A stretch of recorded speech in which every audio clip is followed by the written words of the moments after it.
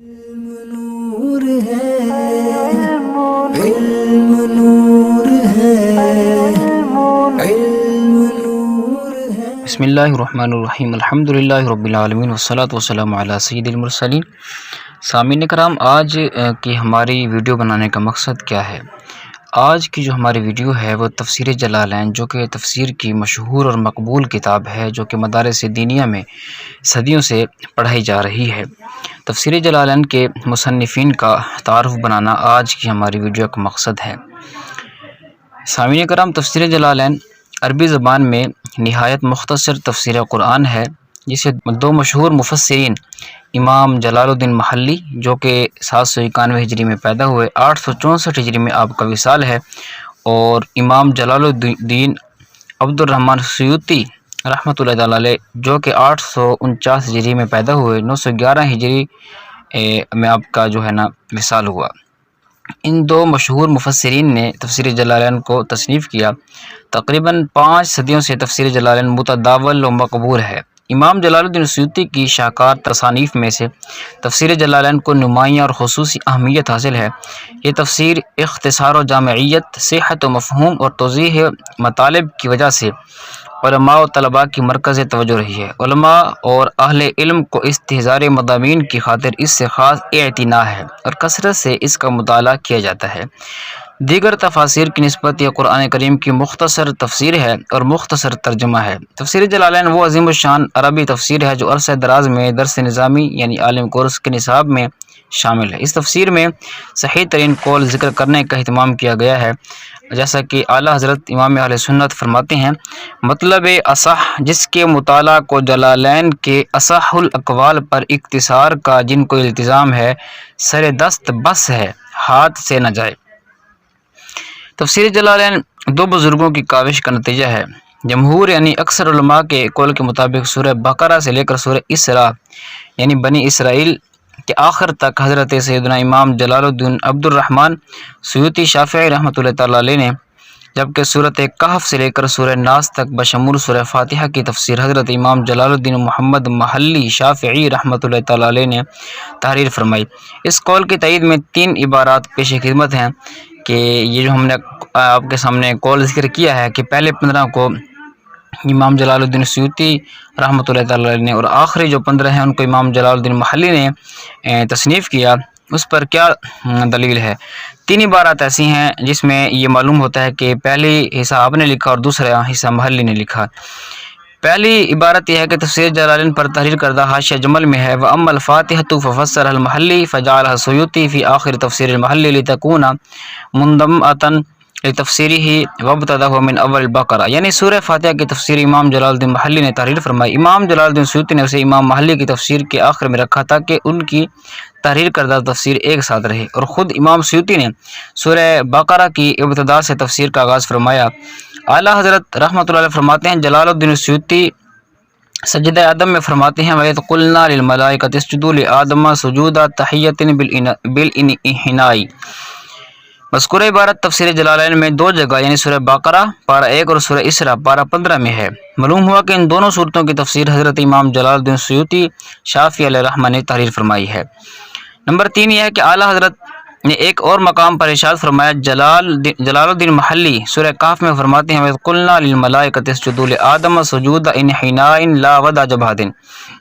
اس عبارت سے یہ معلوم ہوتا ہے کہ سورہ کہف کی تفسیر حضرت امام جلال الدین محلی شافعی رحمۃ اللہ علیہ نے تحریر کی ہے۔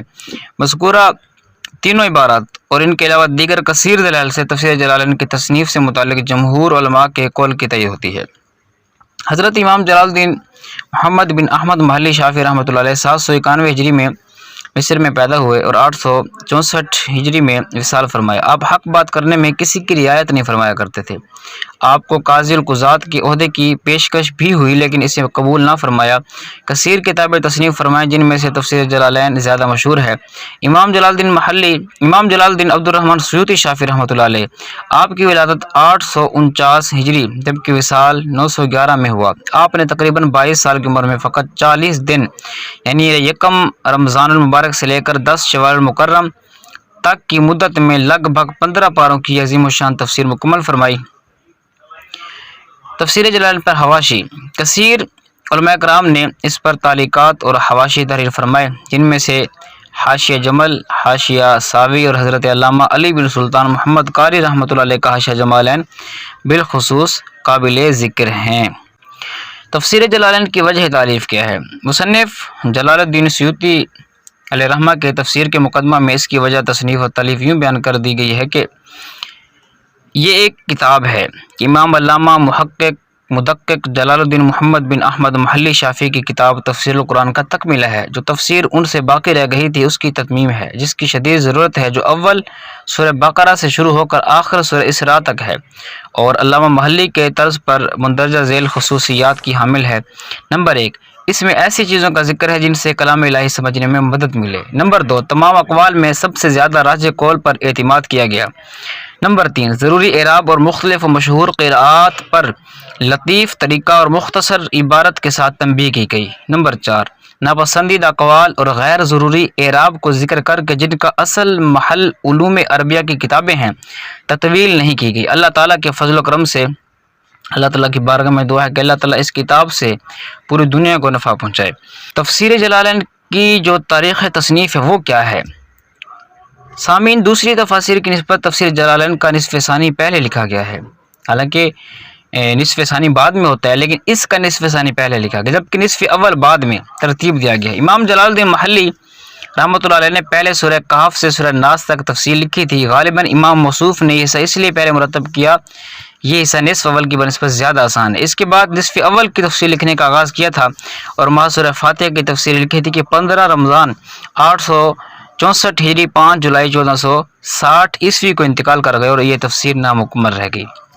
امام جلال الدین محلی کی وفات کے بعد اس نامکمل تفسیر کو امام جلال الدین سیوطی نے مکمل کرنے کا ارادہ کیا اور صرف 40 دن کی قلیل مدت میں اس مختصر تفسیر کو مکمل کر لیا۔ خود مصنف نے اس بات کا تذکرہ کیا ہے کہ میں نے اس کو مدت میعاد کلیم یعنی 40 روز میں مرتب کیا۔ تفسیر سے فراغت کی جو تاریخ ہے وہ خود مصنف نے تحریر کی ہے کہ میں اس کی تالیف سے بروز اتوار 10 شوال 870 ہجری کو فارغ ہوا اور اس کا آغاز بروز بدھ 1 رمضان سال مذکورہ کو ہوا اور اس مسودہ کو بدھ 6 صفر 871 ہجری کو صاف کیا۔ امام جلال الدین سیوطی کے اس قول سے معلوم ہوتا ہے کہ اس تفسیر کا آغاز بروز بدھ 1 رمضان 1870 ہجری 16 اپریل 1466 کو ہوا اور 40 روز کی مدت کے بعد بروز اتوار 10 شوال 870 ہجری 25 مئی 1466 عیسوی کو یہ تفسیر مکمل ہوگی۔ اس وقت امام جلال الدین سیوطی رحمۃ اللہ علیہ کی عمر محض 21 سال 3 ماہ بحساب قمری تھی اور یہ تکملہ تفسیر امام جلال الدین محلی کی وفات کے تقریباً 6 سال بعد مکمل ہوا۔ تکمیل کے بعد اس تفسیر پر نظر ثانی کرتے رہے اور اس نظر ثانی سے بروز بدھ 6 صفر 871 ہجری 17 ستمبر 1466 کو فراغت پائی۔ اللہ تعالیٰ کی بارگاہ میں دعا ہے کہ اللہ تعالیٰ ہمیں اس کتاب کو سمجھنے پڑھنے کی توفیق عطا فرمائے۔ اور اس کے ساتھ ساتھ یہ بھی ذکر کر دیں کہ اس کے اندر حواشی یعنی کون کون سے نام کے لکھے گئے اور شروحات وغیرہ۔ ایک لکھا گیا کہ حاشیہ ساوی علی تفسیر جلالین، اور پھر قبس النجرین علی تفسیر جلالین، مجمع البحرین و مطلع البدرین، جمالین حاشیہ تفسیر جلالین، الکوکبین النجرین فی حل الفاظ الجلالین، الفتوحات الہیہ بتوضیح تفسیر الجلالین الدقائق الخفیہ، حاشیہ ساوی علی تفسیر جلالین، قرۃ العین و تنزیہ الفوائد، ضوء النجرین لفہم القرآن، فتوح الرحمان بتوضیح القرآن، کشف المحجوبین علی خدی تفسیر جلالین، کمالین علی تفسیر جلالین، نامعلوم الاسم حاشیہ مولانا فیض الحسن سہارنپوری رحمۃ اللہ علیہ نے یہ لکھا ہے۔ اس کے علاوہ اور بھی حواشی لکھے گئے ہیں، تو اللہ تعالیٰ ہمیں عمل کی توفیق عطا فرمائے، قرآن کریم کو پڑھنے، اس کو سمجھنے، اس پر عمل کرنے کی توفیق عطا فرمائے، آمین بجاہ النبی الامین صلی اللہ تعالیٰ علی محمد۔